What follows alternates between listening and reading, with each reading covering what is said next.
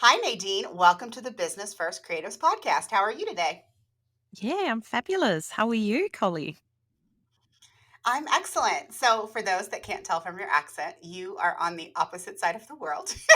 It's currently Yeah. 6 p.m. for me and it's 10 a.m. for you. So, Nadine, why don't you tell us who you are and what you do? Yeah. So I am Nadine, based in sunny, most of the time anyway, Sydney, Australia.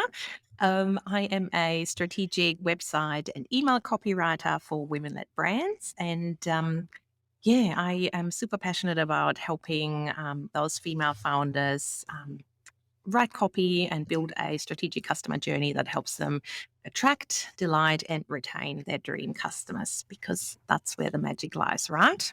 Yes, dream customers. I like that. Yeah. Everybody on this side of the world says ideal client or ideal Hmm. customer, like all the time. But like it really is your dream to work with clients that make you happy. So I do like dream client, dream customer.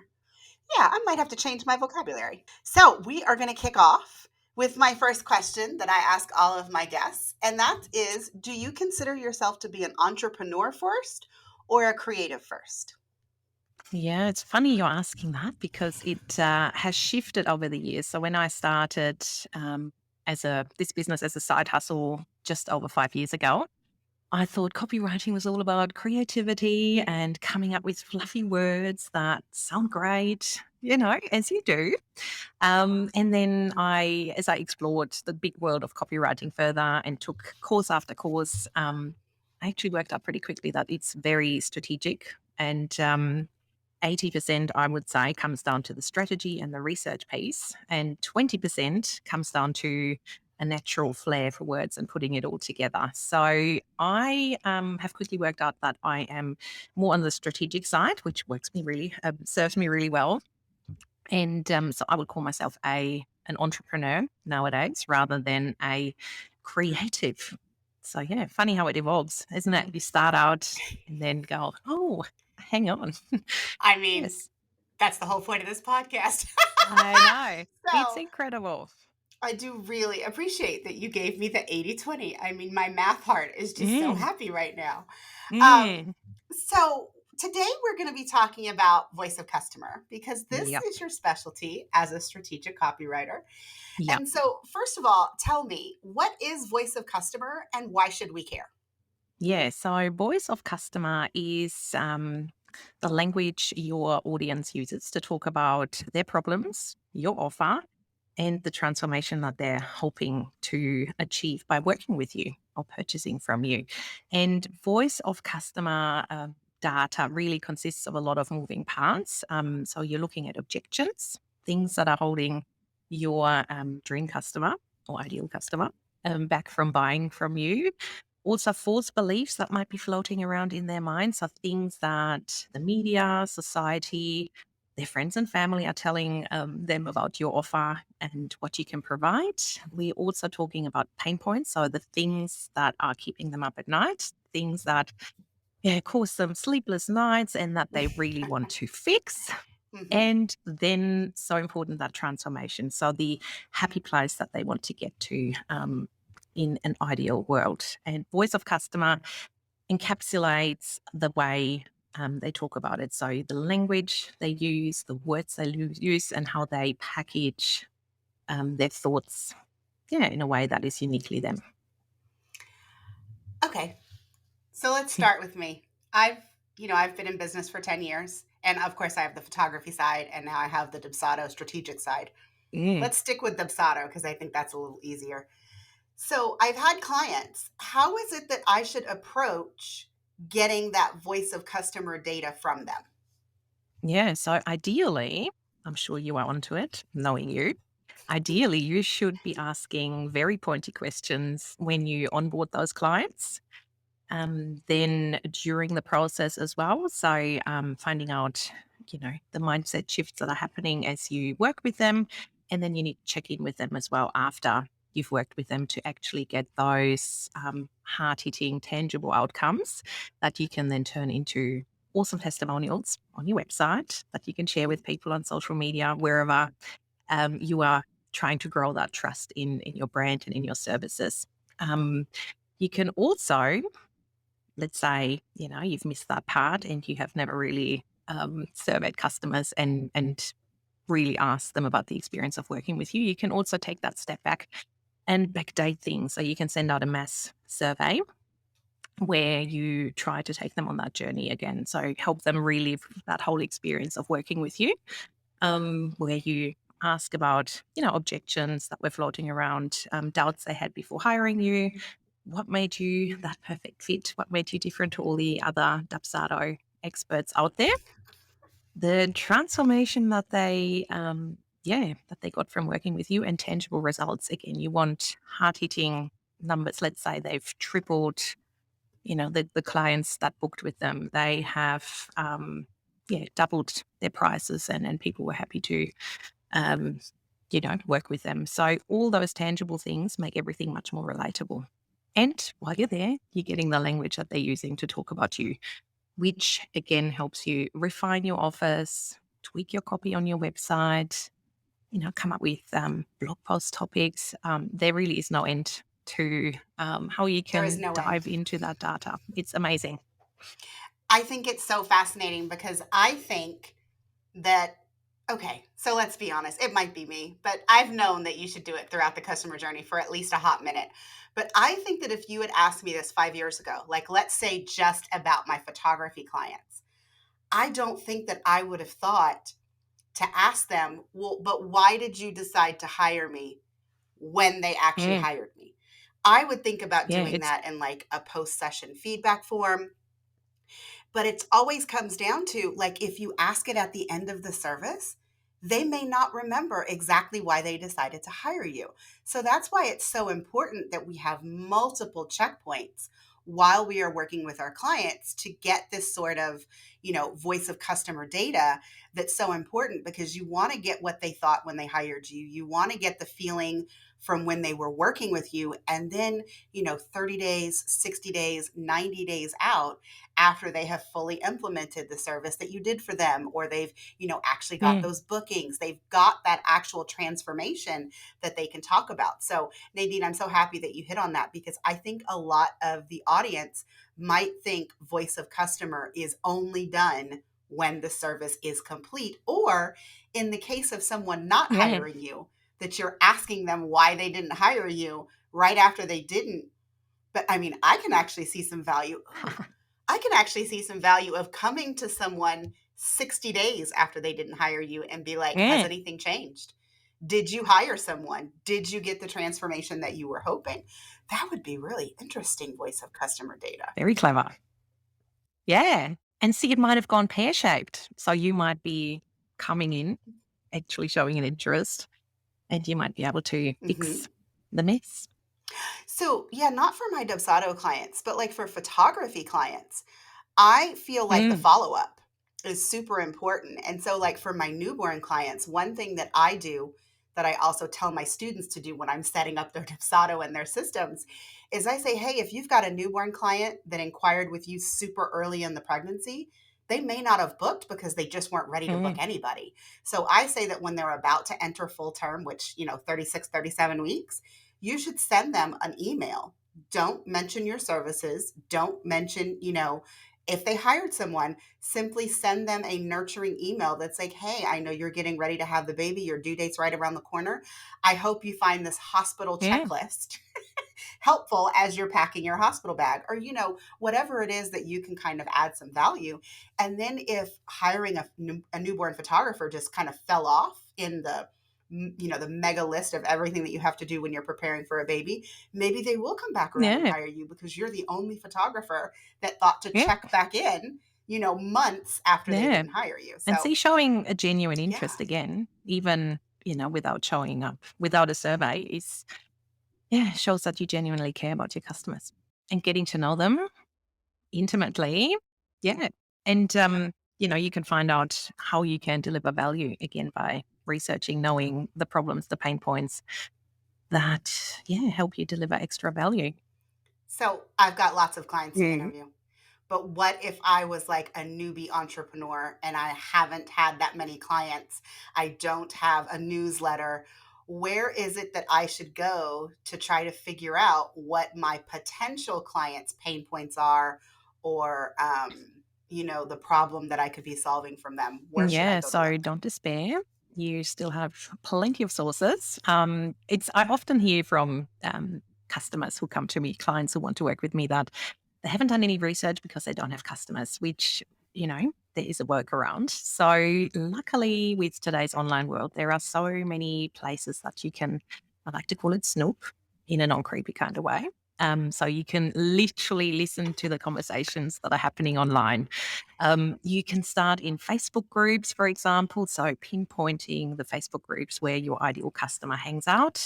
So, as a newborn photographer, for example, I would find my local, mum community and listen to the conversation that is happening in there. So, conversations around photographers they've worked with potentially, ones they can recommend. That then helps you find out the competition, your local competition in the area, to again find out your point of difference, what makes you stand out from them, what makes you different, how is your offer different, your positioning, the way you work.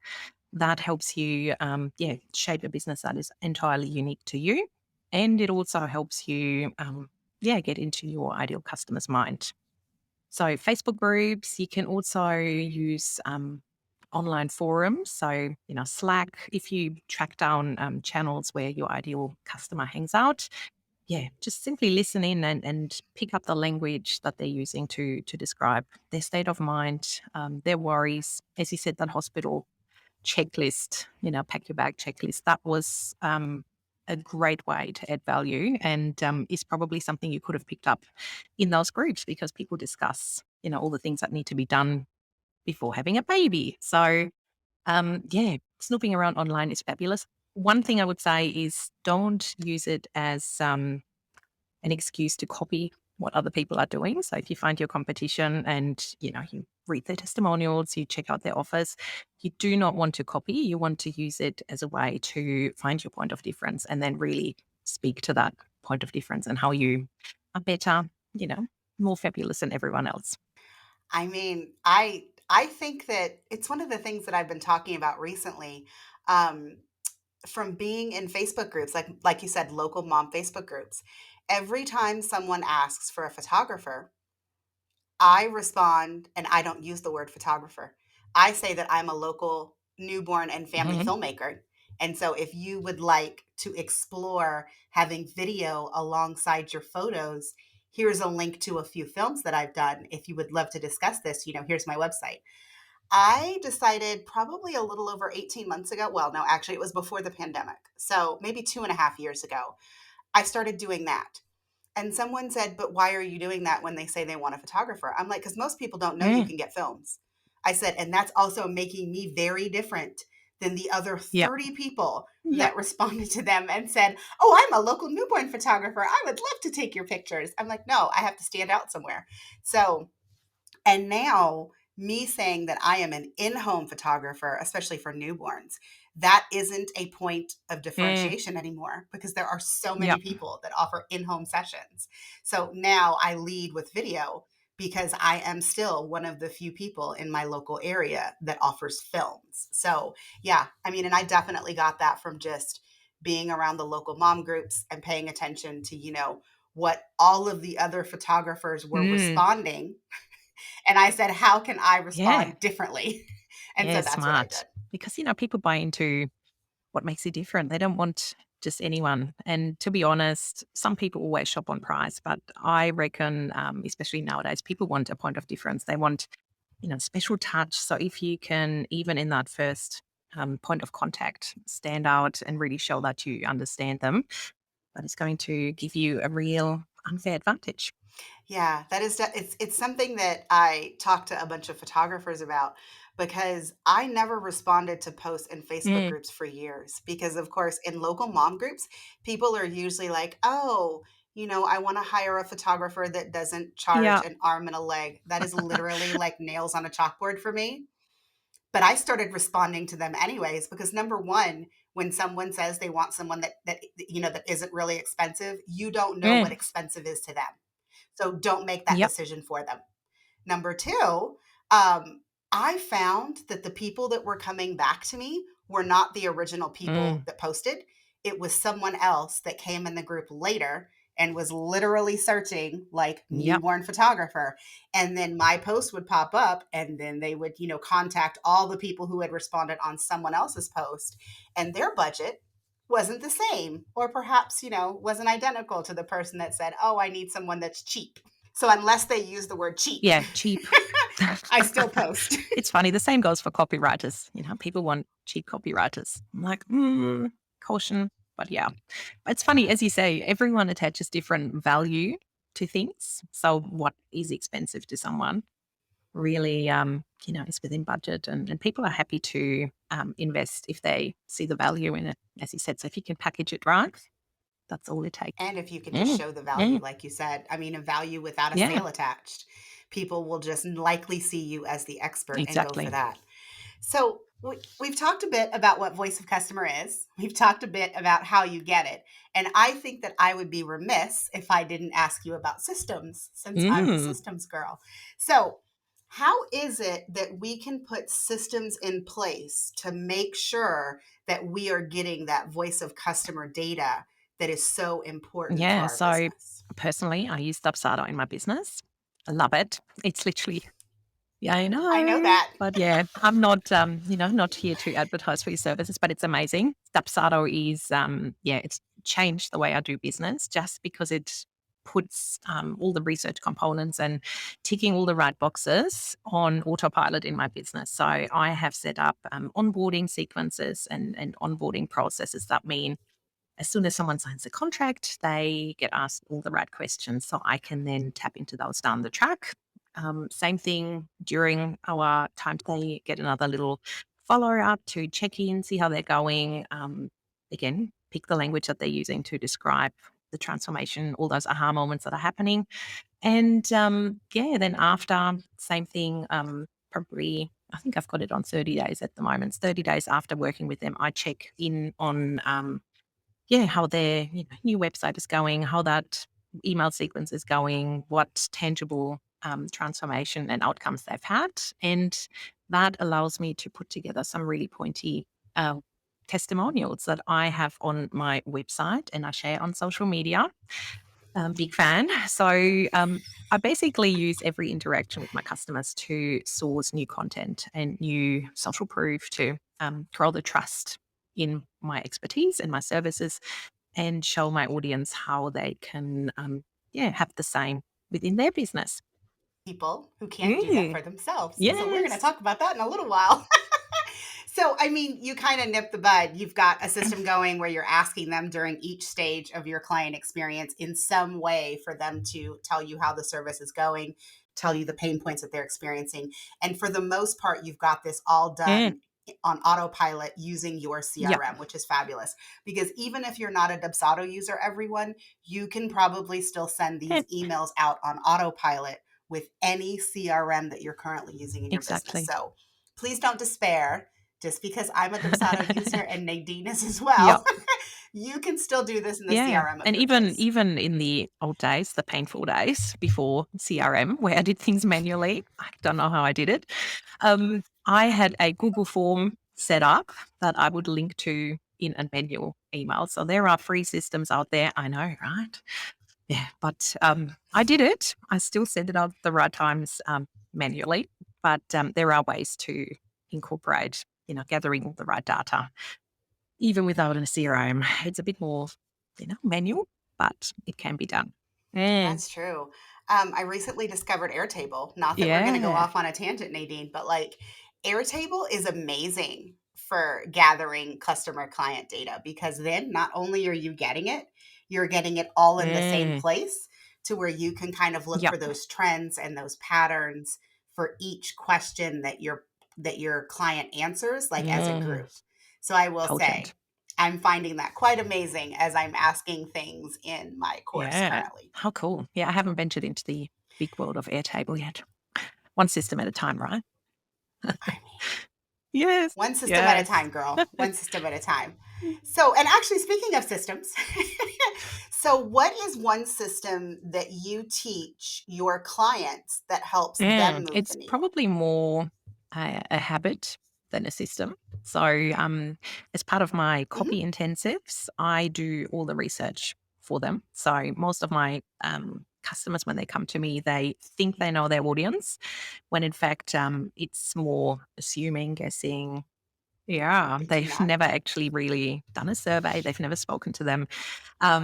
So we take a step back, and I put together a survey, and I gather all that data for them, and we systemize it all into buckets, into objections, pain points, desires, and also false beliefs, and then things about them that make them different. And the funny thing is, once my clients have that data in front of them, it's literally, you can see the penny drop. And what they assumed about their audience often doesn't necessarily align with where their audience sits. So it's that misalignment. And once we have gone through that process, I'm trying to get them to stick with that habit. So incorporate regular surveys in their business, so they never really Mhm. get stuck again and getting into that place where they assume and guess and, market really from a place of confusion and panic often. So, yeah, the one thing I teach them is that habit to use every interaction with their audience, with their customers as an opportunity to listen, to learn, to evolve their business, to look for new opportunities in Mhm. their business when it comes to new offers or refining the messaging on their website. There are so many ways to refine and improve your business all the time, right? Because that's business, it evolves. So it's teaching them the habit to treat their audience like their biggest business tool. Nadine, I just had a light bulb moment. You probably saw me. I was like, "Oh my gosh." So I just realized that the reason that I am obsessed with doing this is because that's what I've done with my photography Mm. business for years. So, you go and you shoot this family or you photograph this family and you get these amazing images. And the first thing that I think before I even get home is, wow, that's going to make a really amazing photo on my Mm. homepage. So, I would edit it and I would take that image Yeah. and I would go ahead and slap it on our website. And I think that the one thing that I hear you saying, and I don't know if you actually tell your clients this, but I'm assuming that you do Mm. because you're awesome. Your website should Mm. not be static. It should not be something that you hire a professional to do and then you just leave it alone because every bit of data that you get from your current Mm. clients, from your future clients, can help you improve your website, improve your marketing, improve all of the messaging that you are putting out in the world. And so, we shouldn't live in a static world. When we get these amazing bits from our client, our first thought should be, how can I integrate this into my current messaging and where should Exactly. it go? And you should just have like some kind of document that allows you to go and make those changes. If not, immediately, which I know that's not everybody's cup of tea, but like at least Yep. quarterly, at least biannually, you should have something on your calendar that says, hey, look at your voice of customer data, look at your website, look at your emails, and how can we improve the messaging so that we get the, buzzwords, higher Yep. conversions, better interactions with our clients, all those things that we all strive for in our Yeah. Yeah. businesses. It's, as you said, we never stop evolving, and every insight really gives us those aha moments to keep tweaking the messaging, and really speak more authentically to our dream customers. Do you find that when people hire you to do the copywriting and the customer research initially, do you find that after you get it started, like after you do that really big dive into their customer research, that your clients find it easier to then continue the habit in the future? Totally, because they've had that aha moment. So it really gives them the light bulb moment to understand what is going on up here, so they could join that conversation that is already happening in their prospect's mind. And it, in a way, demystifies the whole approach to copywriting. As I said, it's 80% research and strategy, and actually working out how all the pieces fit together when it comes to your customer journey, the pieces of information they need to hear to be ready to get from A, potentially finding out about you for the first time, to B, being ready to give you that first, thumbs up, and sign up to your course or book you for their, photography services. So it is mapping it all out, knowing how they fit together, the pieces in the puzzle, and how you can really speak to them, to the core of what keeps them up at night. And doing the research does it. And once you've got that big aha moment, all it takes, as you said, is tweaking things and refining things as you get new insights. Mm, Yes. yeah. Nadine, my next question doesn't really flow from that, but it's okay. It's a question that I ask everyone, and it's Mm, my favorite question. And that is, in your business in general, what is the biggest fuck up that you've had, either in your business, in mm, copywriting, in voice of customer data, any of it, and that cost you, and what did you do to recover mm. from the mistake? It goes back to, again, the early days of business where you say yes to everyone and you work with anyone simply because you want to get your name out there and you want to add another customer, earn the money. Um, and when I Hmm. first started, I didn't say no to clients who came to me with a long list of bullet points where they basically had mapped out the copy that they wanted me to write. So I started off as a bit of an order taker. I'd almost say, because that's what you do, right? You're there to write, you're not there to offer your advice. And I found out pretty quickly that I didn't enjoy working with those clients because, funnily enough, I did my Gallup strength assessment not long ago. And my big strength is being strategic and being able to visualize the future, how ideas can come together, how they can take shape. So all my strengths really didn't get tapped into because all I was doing is connecting bullet points and giving them what they thought they needed, Writing. which often wasn't necessarily what they really needed. So, yeah, it really cost me a lot of patience. It caused frustration and it really didn't fill me with joy. So ultimately, I sat down and went, okay, let's say it how it is. I'm a strategic copywriter, so people don't hire me to give them what they want. They come to me with a concept and an idea. They know what they want to achieve, and then we work together to nut out how we can get there. So, what it takes, whether they need an email sequence, how many pages on their website they actually need, because the 20 pages they thought that would do the job necessarily don't align. So it's actually working out, what do you need to not overwhelm your customer, to deliver all the right messaging? How do we fit it together? Also reminding people that no, you can't skip the audience research. You have to take that step back You have to do it. because let's face it, it comes with a certain price tag. But yeah, if customers aren't willing to do the research and the strategy piece first, then yeah, I'd rather send them to someone else who might be more aligned with their budget, but it's just I can't work that way anymore. So it's come more at a mental cost and mental price. But yeah, it's been a learning curve to follow my gut feeling really and pick those customers who hire me as the expert rather than the order taker. Mm, Following your intuition. I tell you what, I think everybody needs that on a mm, shirt. I really do. Because sometimes when we're on a call with a client, a lead, let's go with that. We're on a consultation call and we're like we're seeing these red flags, right? As they're speaking. And we're like, yeah, but really need that money. But guys, all money is not good money. And as soon as you realize that and you find the power in saying, no, that's not for me, here are other people that will help you. And it's really interesting because you're the copywriter, right? And so for you, that non-negotiable is you must do the customer research. You must do voice of client, right? But when I talk to like website designers, some of their non-negotiables is you must absolutely have a copywriter.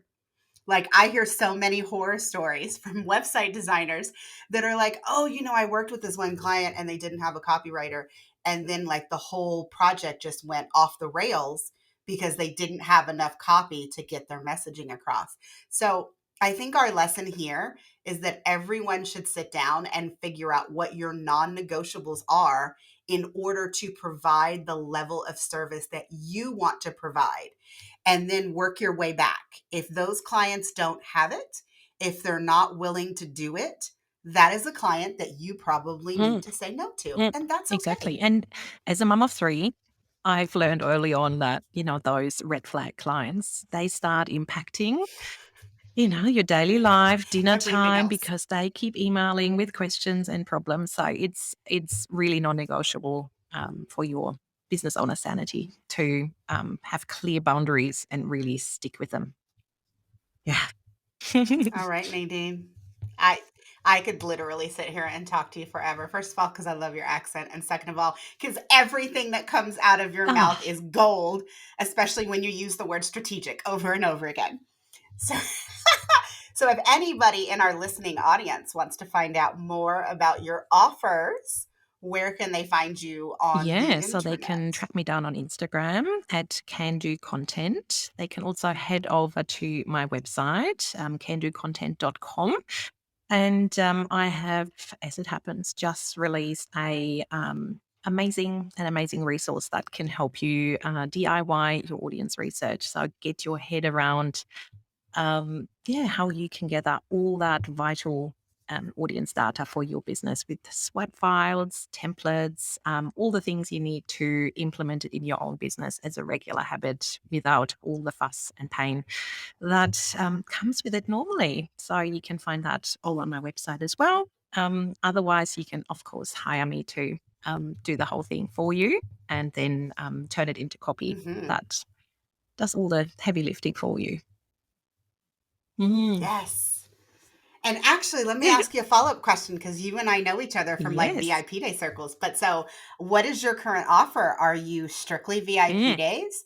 Are you extended projects? Like, how are you Yeah, working so I these have days? got my Yours for a Day service, it's called. So that's for clients that I've already worked with or clients who have done all the audience research before. So they've got all the data, they've got all the insights. And that is basically one day with me, and we just smash out whatever, can fit into that day. And I also have intensive. So they go across a week where we then have a agreed project, scope that we nut out. And as part of that, I do the audience Mhm. research for you. So before we kick off for that week, that's all done for you. I put the survey together. You get, an email template that you can send out as is to your customer database. And then I sift through it all for you and make sense of it. I mean, Nadine. So, first of all, guys, I have seen the product that just got released and it is amazing. So, if you have never done customer research and you're like, oh, this idea is really interesting and I think that I should try it, you should definitely check out the product that Nadine just put out because it is really going to help you get going with the systems that you need to touch bases with your clients multiple times to get the client research that is really going to help you move the needle in all of the places that your messaging exists. And guys, I want you to think about the fact that your messaging is not just your website. It's not just, your social media posts. It's the way that you Mm, talk on your client calls. It's the emails that you send out. It's the stories and the lives that you do on Instagram. So everything should be cohesive and everything should be related to your customer data because if one of your clients or potential leads has this pain point, has this thought, chances are a mm, majority of them do too. So mm. please go check it out. Thanks, Collie. Oh, you are so welcome because you know I love you. All right, Nadine. Well, that was it. It was lovely having you on the podcast. I'm so excited for you and, all of the things that you were Mm. doing. And thank you so Thanks much so for much for being having on. me. It's been a blast. Bye, guys.